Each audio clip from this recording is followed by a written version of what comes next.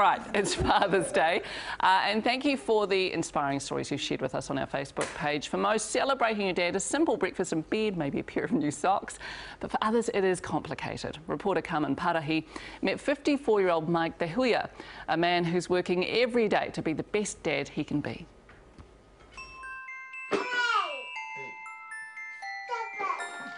Kia ora, I'm Mike Dehuya. These are my two daughters, and this is my story about being a dad. Now, Huya's got a bit of an ear problem. Her eardrum's not quite knitting. My youngest one's got hypothyroid. Her thyroid gland never formed properly. They're said to have fetal alcohol syndrome. Mum's unfortunately not well enough to be able to cope. She's trying her best. Oh my gosh, what are you building now, dear? So actually placed her in a woman's refuge. She left the children there and went out to drink some more, and they found her comatose in the side of the road, the police did. As soon as I got the phone call, I heard that she was in hospital. The children went with her. They were in the woman's refuge, so I went and took my children from there. Having to fight that struggle so that you can be well enough to tend to the children and the girls is quite challenging. They still don't know what's really going on, and it's quite hard to hide sometimes. Sometimes you have to crawl around in the mud and take those knocks and take those blows and take on life to be able to appreciate it. That's how I get my kids to not to love me, but to be a family, want to be a family, you know? Yeah. It's been really a long journey in trying to find support for myself and for my daughters, and I found this place.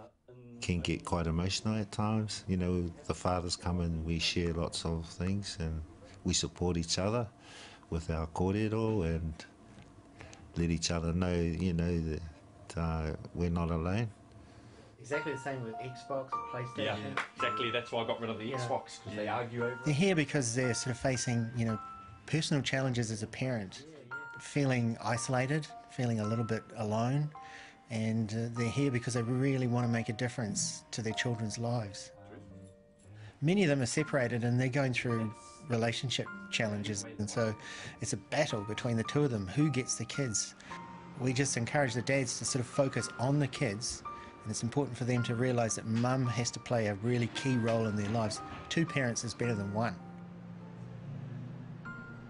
It's about getting that opportunity, and rightfully so, It's a father's right to claim his children. They actually almost become better fathers for having that sense of loss. And they go through this grieving process when they don't see the kids, and suddenly a little light shines and they realise the kids are my purpose, the kids are my reason. Mike's been through a bit of a washing machine, and he's got a life experience, and he's learned from his experience. He's made so many sort of personal changes, and he's heading in that direction of being, not just a caregiver, not just a provider, but a nurturer, which is fantastic. Celebrate his commitment as an older father to focus on these young children and make them the most important thing in his life. It is quite hard for those dads that are out there and they can feel alone, and they need to know that there are places that they can go to and there is support, and sometimes they have to swallow their pride and take on that challenge as a father. I just say, don't give it up if you really love your kids. I think it's cool. Father's Day. It's just a gentle reminder. Yeah, I guess I do deserve a little something, and Father's Day you earned, mate. All right, next week on the program, we're on the set of Shortland Street